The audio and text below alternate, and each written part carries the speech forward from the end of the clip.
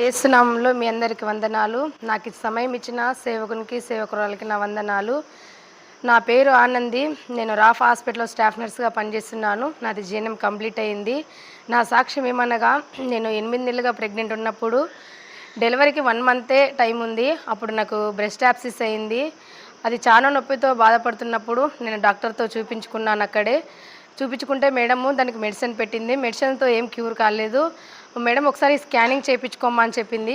Scanning చేపించుకున్నాను. చేపించుకున్నప్పుడు దాంట్లోనే కొంచెము wound infection అయింది. అది చీమలా కనిపిస్తుందమ్మా. దానికి ట్రీట్మెంట్ పెడతాను నేనైతే.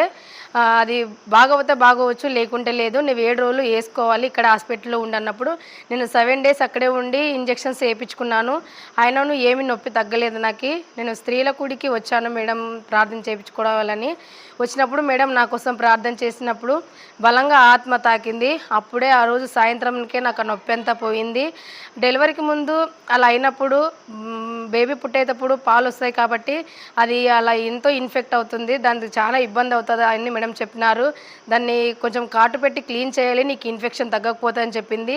అంతదాకా ఎళ్ళకుండా నాకు మేడం ప్రార్థన చేయడం వలన, దేవుని ఆత్మ నాకు తాకడం వలన నా నొప్పి అంతా పోయి నేను స్వస్థత పొందాను.